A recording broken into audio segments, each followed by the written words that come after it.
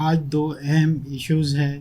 ایک عمران خان کا وہ بیان جس پر مسلم لیگ نون کی طرف سے ڈھول بجایا جا رہا ہے کہ انہوں نے مشروط معافی مانگنے کا اعلان کر دیا ہے۔ یہ اعلان انہوں نے 9 مئی کے حوالے سے کیا ہے۔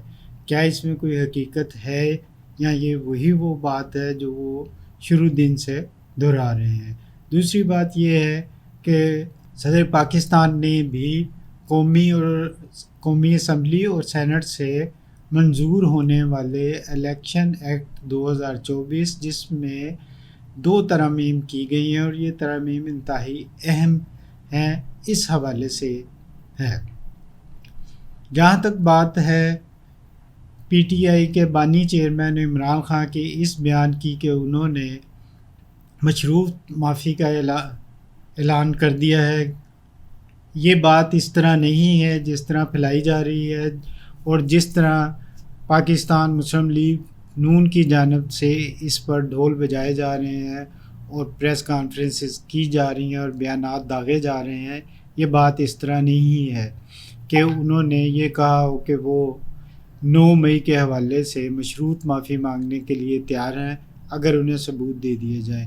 انہوں نے جو بات کہی ہے وہ بات وہ اب سے نہیں کہہ رہے، پہلے دن سے وہ یہ بات کہہ رہے ہیں کہ 9 مئی کے واقعات میں پی ٹی آئی کے لوگ ملوث نہیں ہیں، اگر ملوث ہیں تو ان کی ویڈیوز، ان کے ثبوت فراہم کیے جائیں۔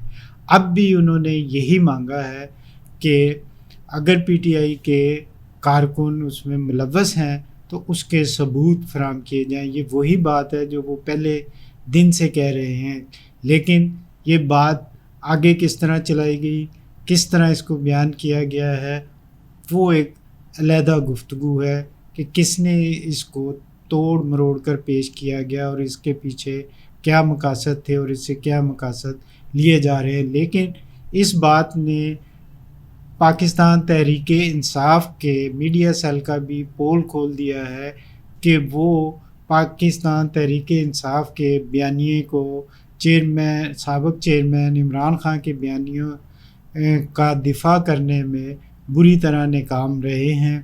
ان کے اس بیان کے مقابلے میں وہ کوئی ایسی بات سامنے نہیں لا سکے یا اس کو ایسا توڑ نہیں کر سکے کہ عوام کو بہتر طور پر معلوم ہو سکے کہ سابق چیئرمین نے کیا کہا تھا اور پاکستان مسلم لیگ نون کے رہنما، ان کے ترجمان اس بیان کو کس طرح عوام کے سامنے پیش کر رہے ہیں اور کس طرح اپنا بیانیہ بنا رہے ہیں۔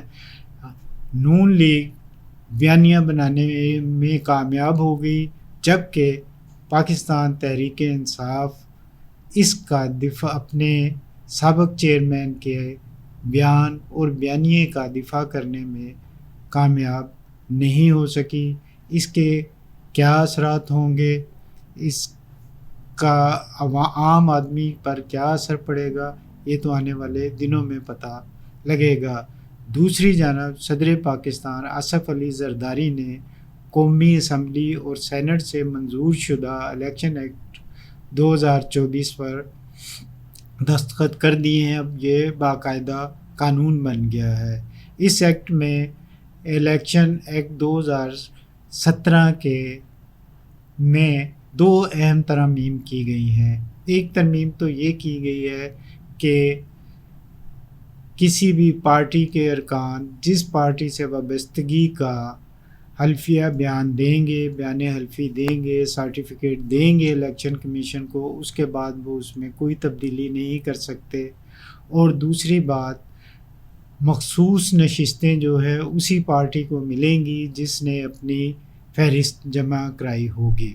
پی ٹی آئی کے حوالے سے جو سپریم کورٹ نے فیصلہ کیا تھا کہ انہیں مخصوص نشستیں دی جائیں، یہ ان کا حق ہے، یہ قانون اس پر اثر انداز ہوگا۔ اس کی بنیادی وجہ یہ ہے کہ یہ قانون آئندہ کے لیے نافذ العمل نہیں ہوگا، بلکہ حکومت اسے ماضی سے نافذ العمل کرنا چاہتی ہے۔ اگر وہ ماضی سے اسے نافذ العمل کرتی ہے تو پاکستان تحریک انصاف کو مخصوص نشستیں نہیں مل سکیں گی، اور اس کو عام لوگ بھی سمجھتے ہیں اور ناقدین بھی یہ سمجھتے ہیں کہ اب حکومت اور سپریم کورٹ آمنے سامنے آ چکے ہیں۔ سپریم کورٹ نے ایک فیصلہ دیا، حکومت نے اس فیصلے کو سبوتاژ کرنے کے لیے، اس فیصلے پر اثر انداز ہونے کے لیے آئینی ترامیم کر دیں، اور ایکٹ میں 2 ترامیم ایسی کی کہ جس سے براہ راست جو ہے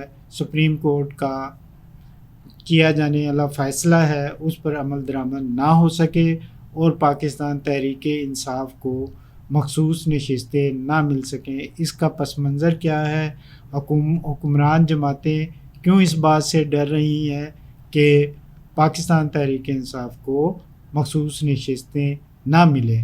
اس کی بنیادی وجہ یہ ہے کہ اگر پاکستان تحریک انصاف کو مخصوص نشستیں مل جاتی ہیں تو قومی اسمبلی میں ان کی اتنی تعداد ہو جاتی ہے، ان کے لیے وزیر اعظم کے خلاف تحریک عدم اعتماد لانا یا آئینی ترامیم کو روکنا، ان کی راہ میں رکاوٹ ڈالنا زیادہ مشکل نہیں ہوگا۔